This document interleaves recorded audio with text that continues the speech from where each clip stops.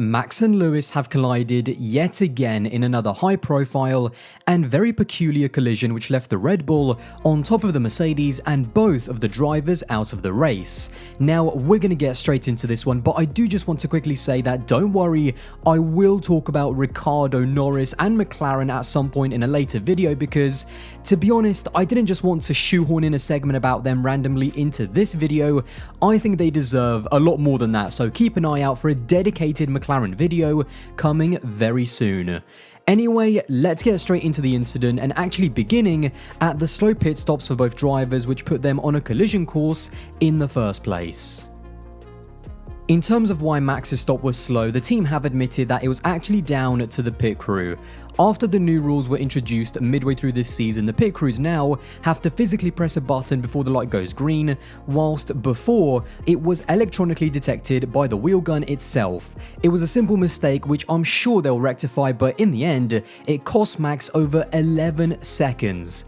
Either way, both Max and Lewis had slow stops, and I think it's worth mentioning them because both drivers would have been very frustrated, and Max himself was actually very vocal about the team radio on the outlap. I'm obviously not saying that they were the eventual cause, but that massive frustration and then seeing each other so quickly on the track, in my opinion, it had to play even a tiny part in both of the drivers' minds to get the moves done there and then to almost release that earlier frustration.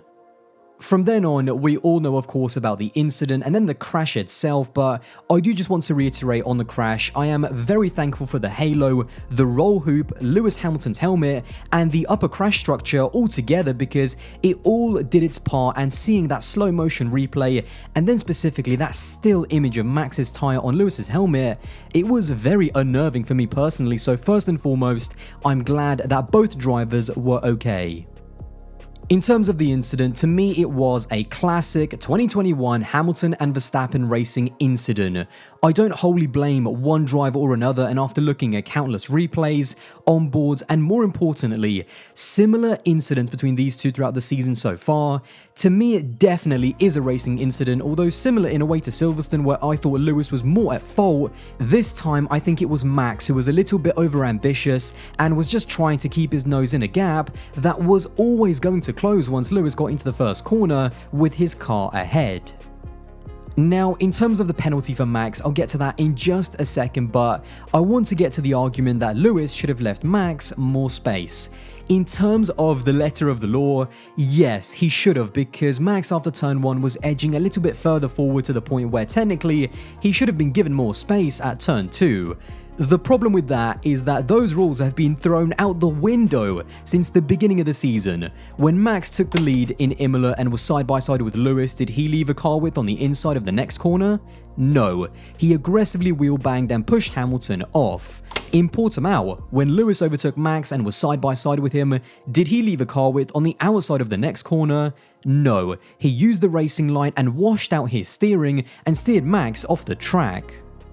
That's why the argument to me that Lewis should have been penalised for not giving Max enough space is kind of irrelevant, because otherwise, do we go back to the previous races and penalise Max and Lewis again? That was just two examples of where both of these two drivers didn't give each other any space when they both had the racing line and were marginally ahead. Even in this very race, before we got to the main incident, we had lap 1 at turn 4 with another rinse-repeat aggressive manoeuvre. When Max at turn 4 went marginally ahead of Lewis and then both of them went side by side, did he then leave Lewis a car's width into the next corner? No. He used the inside line and might have even made a small amount of wheel-to-wheel contact, after which Lewis then decided to bail out because he knew Max wasn't going to give him any space, and then that's exactly what happened when Max washed out and suddenly took his car all the way to the white line before even getting to the apex of turn 5.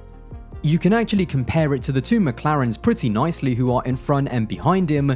Max is not even close to the racing line, he's just specifically trying to use the entry of the corner to push Lewis as wide as possible, even if it means banging wheels with him, and then taking his car to the absolute edge of the white line. Now, all of that, by the way, is totally fine by Max because that's just hard racing and that's the precedent that has been set by both the drivers and the FIA. But you might be noticing a pattern here that's emerging between these two.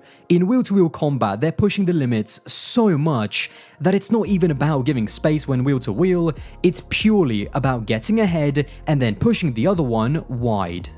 So, that's why if I go back to the should Lewis have given Max more space, technically yes, but why would he when this is the precedent that has been set and that's been allowed by the stewards? Taking that context into the crash then, that's why although Max does a good job of going around the outside of turn 1, by the time we're halfway between turns 1 and turn 2, we know the story and we've seen this a million times this season. It's over at this point. Lewis, especially after what happened on lap 1, is not going to give Max a nice comfortable car width into turn 2. That's why arguably Max should have bailed out much earlier to the smaller curbs on the left hand side, like Lewis did in the same scenario. Although this is arguably where the psychology of the drivers is very different however. Lewis has been playing a much more percentage game so far this season and it's arguably cost him in certain battles, and I feel like ever since Silverstone where that was the marker for him, he's been a lot more aggressive and has not given up so easily.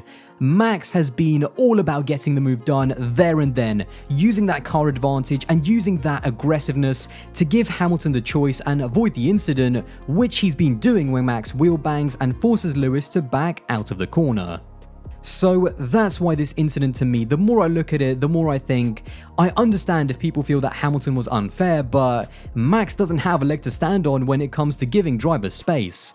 That's why to me it was just a racing incident between two ultra aggressive drivers and who are being fueled by this titanic title battle.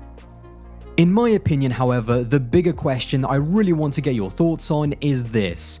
Should this type of racing outright be penalised even if it doesn't result in a crash?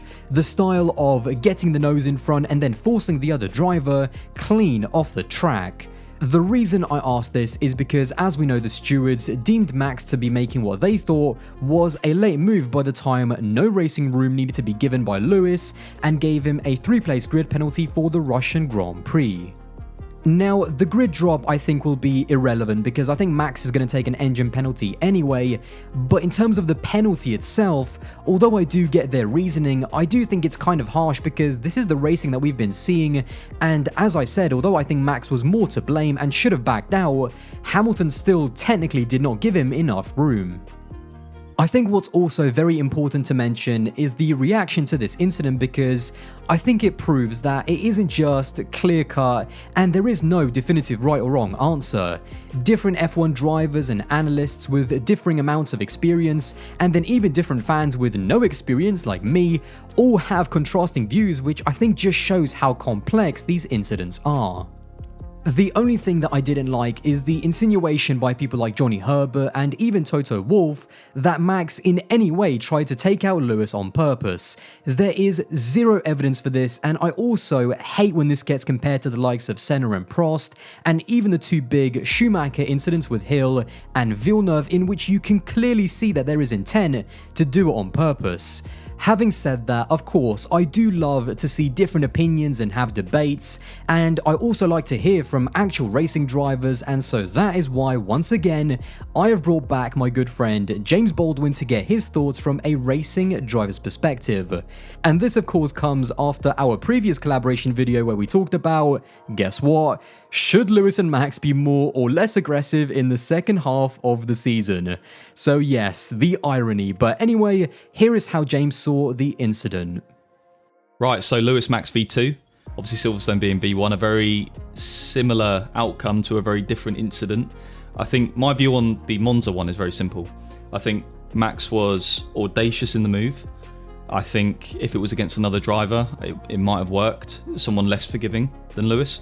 I think given the circumstances, and you have to take everything into consideration, they're in a title fight, they're the only two in it, they've had history, there's clearly obviously a respect, but a lack of, they don't like each other at the moment, that's fair to say, with the heat of the moment and everything going on.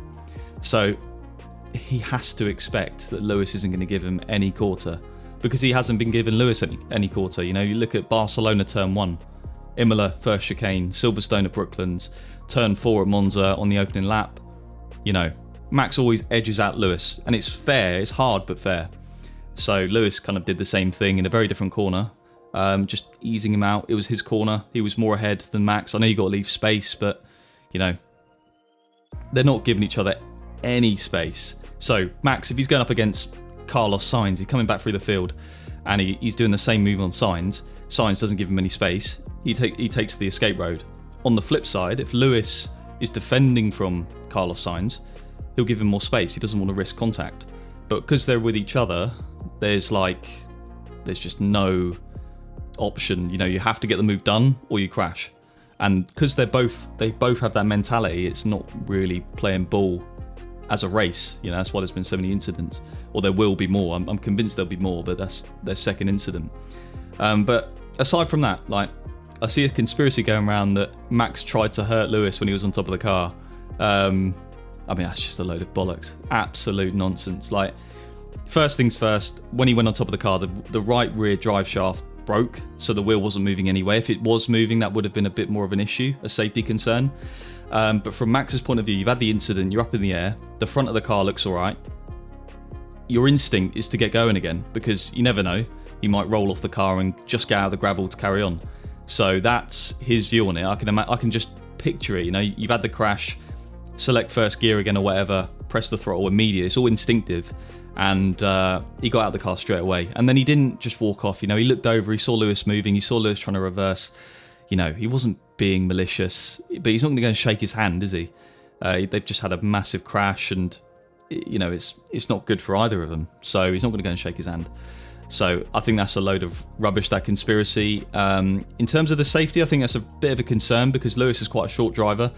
If that was Ocon, you know, although there's a halo, and the halo did a really good job, it could have been worse, because obviously, you know, there's the head's nearer the wheel, and the wheel could have crushed him more and damaged his spine or whatever. So yeah, I mean, in terms, if you look at the incident as an overall, I think Lewis is still the overall winner, because he was behind at the start of the race. They ended the race both not scoring points, so Lewis didn't lose out on points, and Max has got a grid penalty, which I think will register with him. You know, maybe he should just back out when he gets that, you know, 50-50 scenario. Do a Lewis and back out, because that's the smart thing to do. In thinking long term, that's the smart thing to do. So yeah, I think that's my view on it. You know, it's F1 though, so I can imagine there's a lot of people watching that don't agree with that. But that's my take. So yeah. Well, there you have it. Again, a big thank you to James for his thoughts, but now it's over to you. For me, the bigger discussion after this incident is not who's at fault or anything like that. For me, the real question is, do you think racing like we've seen so far this season, and even in just this one race alone between Lewis and Max at turns 4 and then turn 1, should this be allowed to continue where a driver gets in front and then immediately forces the other off? Or do you think the FIA need to rewrite and reiterate the rules of engagement? That's what I want to know from you, and I look forward to seeing all of your thoughts in the comments box below. Anyway, I hope you did enjoy this video, and if you did, then don't forget to drop a like and smash that subscribe button, and also check out James's channel as well. I'll have that linked in the description box down below, and I'll see you in the next one.